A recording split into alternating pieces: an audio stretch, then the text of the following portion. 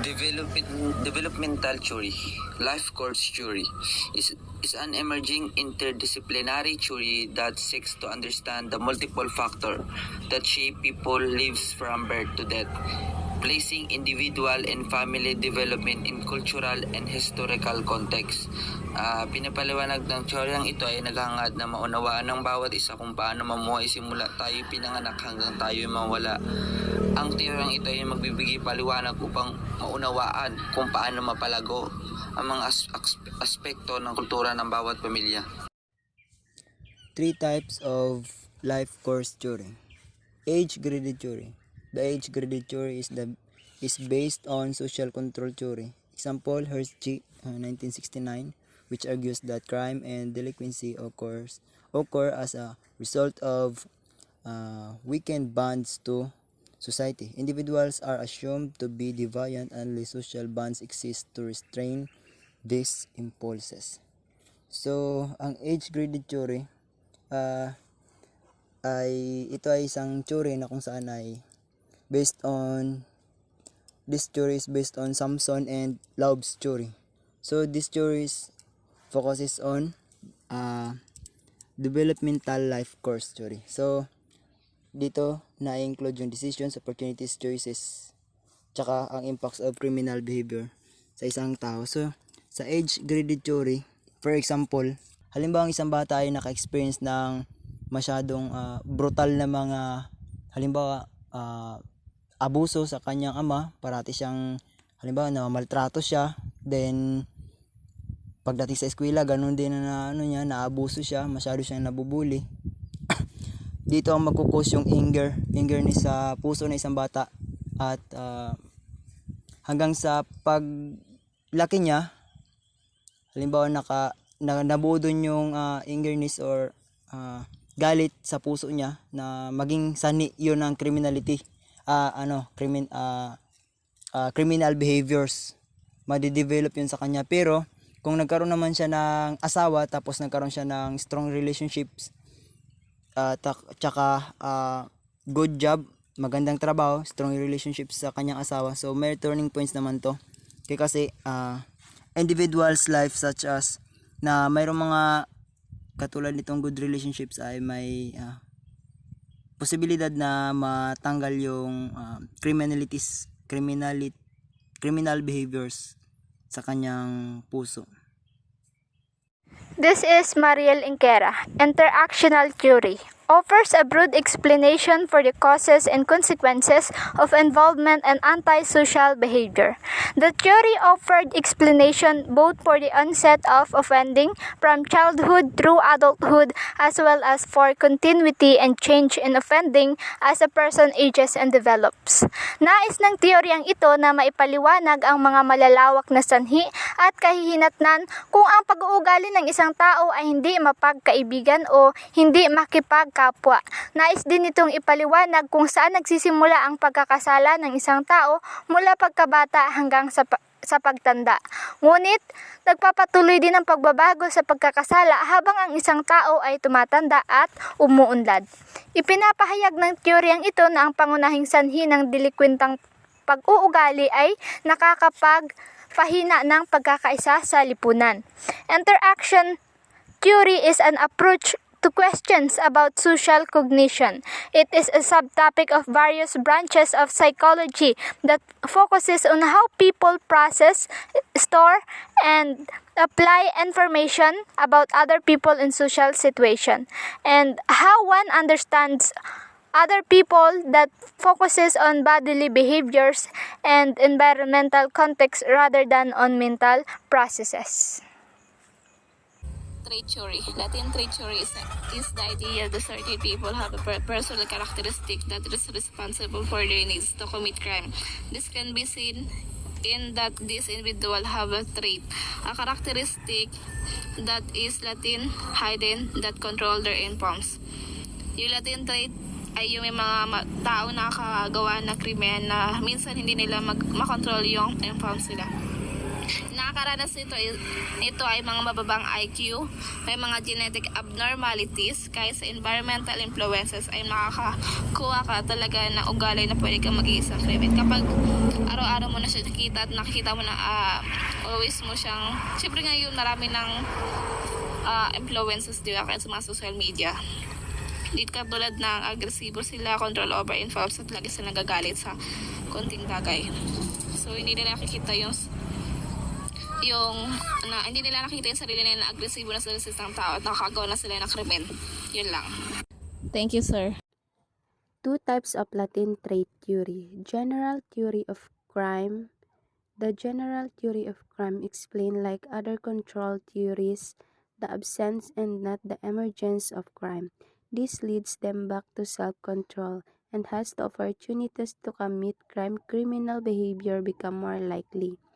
Sinasabi dito na ang pangkalahatang teorya daw ng krimen ay nagpapaliwanag tulad ng iba pang mga teoryang kontrol ang kawalan at hindi pag-usbong ng krimen. Ito ay may magbabalik sa kanila sa pagpipigil sa sarili. Kung ang isang individual ay may maliit na pagpipigil sa sarili at may pagkakataong mag-utos ng krimen, mas malamang na kumilos ang kriminal na Ang aking ire-report is Integrated Cognitive Antisocial Potential or ICAP. So ano ba ang ICAP? The ICAP theory was designed to try and explain the offending behavior of males from working class families. The main concept is a person's antisocial potential, which is their potential to commit antisocial acts and their decision to turn that potential into reality of committing crime.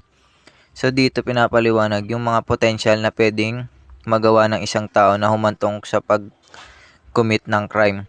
So halimbawa na pwedeng makomit ng crime ng isang katrabaho is yung mapahiya yung katrabaho niya. Tapos then pwede ka ring mapag-commit ng crime dahil sa pagnanakaw sa iyong katrabaho. And then pwede mo rin makasakit sa katrabaho, physical. So sa antisocial act ng isang individual, lalo sa mga katrabaho. So halimbawa dito is yung manager at isang regular worker. So ang manager, pag napagalitan niya ang isang regular worker, ay humahantong ito na mapahiya ang isang tao sa kanyang katrabaho. So dahil doon, nababaylit niya yung rules and laws ng society na disgrace yung isang katrabaho nila dahil sa kanyang ginawa. So yun, nauwi yun sa pag-commit ng crime. So yun lang. Trajectory theory. In developmental psychology, trajectory means the positive or negative path that a child is following in life. While most theories look to one factor as to why people become criminals, trajectory theory is a theory that says there are multiple pathways to crime. But in this case, a route through life that direct a person toward delinquent behavior quicker and at a higher rate than other trajectories. Ang trajectory ay nangangahulugang positibo o negatibong landas na sinusunod ng isang bata sa buhay, habang ang karamihan sa mga teorya ay tumingin sa isang kadahilanan kung bakit ang mga tao ay naging mga kriminal. Ang trajectory theory ay isang teorya na nagsasabing maraming mga landas sa krimen. Sa kasong ito ay mga ruta sa buhay na nagdedirekta ng isang tao patungo sa pag-uugali ng mas mabilis at sa isang mataas na rate kaysa sa iba pang teorya. 3 distinct paths of a criminal career. Number 1, authority conflict pathway. An authority pathway prior to age 12 consists of a sequence of stubborn behavior followed by disobedience, non-compliance, defiance, passive aggression, and result in authority abuse, truancy, running away, violating curfew, defiance of parental rules. Ang authority pathway, example ito yung sa law violator. Pasok siya sa juvenile delinquency. At ito ay isang term na ginagamit upang ilarawan ang mga illegal na aksyon ng isang minor de edad. Malawak ang sakop ng term na ito at maaaring isama ang lahat mula sa minor de edad na mga paglabag tulad ng paglako sa paaralan hanggang sa mas matinding krimen tulad ng pagdanakaw at marahas na pagkilos. Yun lamang po. Maraming salamat. So, a pleasant morning to everyone. Ngayon, ang nadaling kong report is patungkol sa convert pathway. Ano ba ang convert pathway? A convert pathway start prior to age of 15, which began with Minor Convert Act. Ibig sabihin, in the minor age of 15, dahil sa paggawa nila ng mga masasamang gawain, nako-convert na sila sa batas. Ang example nito ay shoplifting and frequent lying.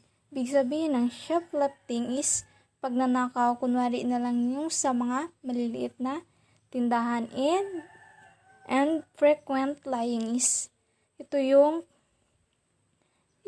madalas nating pagsisinungaling.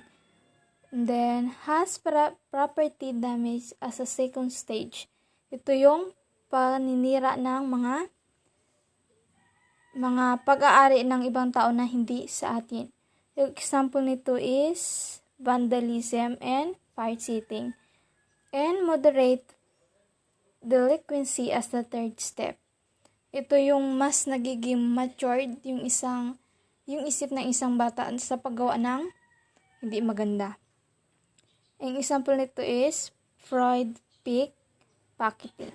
And has serious delinquency as the fourth step. Kung ibig sabihin, kung may moderate is may serious. Example nito is auto thief, yung mga pagnanakaw ng mga sasakyan. I assigned to report the topic about overt pathway. So, before I start, when we say overt, tumutukoy sa pantao. So, the overt pathway begins with incidences of minor aggression, bullying, annoying others, bossing others around, and progress to fighting, physical fights, verbal fights, gang activity. So, the overt pathway begins with incidences of minor aggression. So, dito nagsisimula yung mga incidences na minor aggression, yung kagaya ng bullying o yung pangungutya sa kapwa, annoying others o yung pangiinis, and bossing others around. So ito yung sabi na parang ikaw yung leader, yung mahilig ka mang utos-utos.